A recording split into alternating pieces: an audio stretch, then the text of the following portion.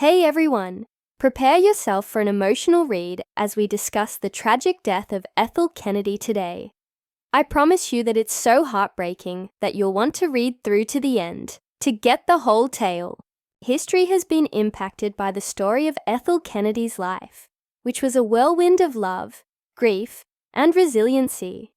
Although she is most known as Robert F. Kennedy's widow, there is so much more to her life that will astound you. Let's get started. Born in Chicago on April 11, 1928, Ethel Kennedy was up in a large, affluent Catholic household before relocating to Greenwich, Connecticut. In 1945, when she was only 17 and he was 20, she met Robert F. Kennedy, known to his friends as Bobby, while on a ski vacation. Sparks flew. Bobby's sister, Jean Kennedy, her roommate, acted as a matchmaker, and by 1950, they were married.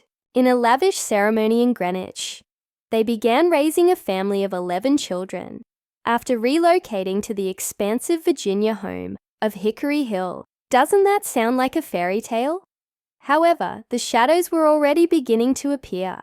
The first major setback occurred in 1963, when Bobby's brother and Ethel's brother-in-law, President John F. Kennedy, was slain in Dallas. At the time, Ethel was expecting her 8th child, Kerry, and the Kennedy family as a whole was devastated by the loss. She kept the family close by supporting Bobby when he took on the roles of Attorney General and Senator. On June 5, 1968, however, the true gut punch was delivered. Shortly after winning the California primary, Bobby, a presidential candidate, was shot dead at the Ambassador Hotel in Los Angeles. Watching her husband bleed death on a kitchen floor was Ethel, who was expecting their 11th child, Rory. Widowed at 40, she was left to raise a large family by herself. That weight, can you imagine it?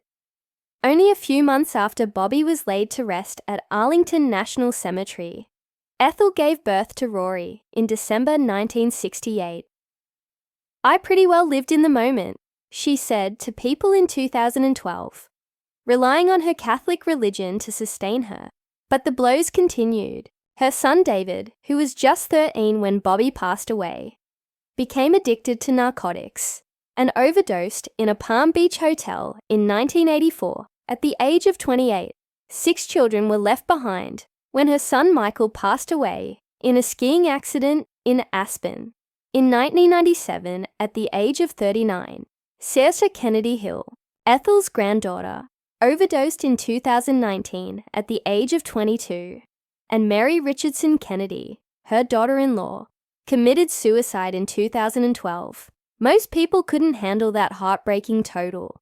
Her own folks, her mother Anne, died in a plane crash 2 years later, and her father, George, died in a 1955 plane tragedy.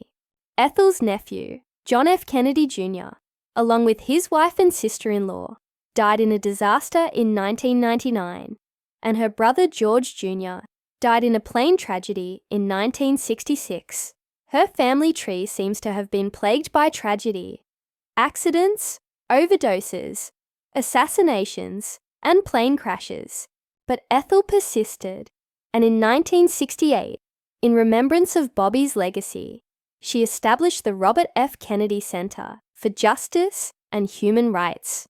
She turned suffering into meaning by raising her children, Kathleen, Joseph, Robert Jr., David, Courtney, Michael, Kerry, Christopher, Max, Douglas, and Rory, with grace and resilience. In October 2024, Ethel, who is now 96, had a stroke while she was asleep. She passed away on October 10th after hanging on for days at Cape Cod Hospital with her loved ones by her side. Kerry, her daughter, revealed the news to X, describing her as a wonderful grandmother. A week later, Stevie Wonder sang her out at a memorial service in Washington, D.C., where she was honored by Presidents Biden, Obama, and Clinton. On November 25, 2024, she was laid to rest next to Bobby at Arlington. bringing an end to a period of unfathomable loss. Even still, the grief persisted, because in a cruel turn of events that Kerry revealed on Instagram, her dog Bellini was mauled to death on a beach in Hyannisport just hours after Ethel passed away. Ethel was a firecracker in addition to having a tragic existence. She sailed through storms, liked pranks, and put up a fierce fight. At her funeral, Biden referred to her as a hero in her own right, while Obama stated that she had experienced more heartbreak than most of us could bear. You can't help but feel the weight of it all. 11 children, innumerable losses, and a history built on ashes. But she told people that her faith and present moment living got her through it.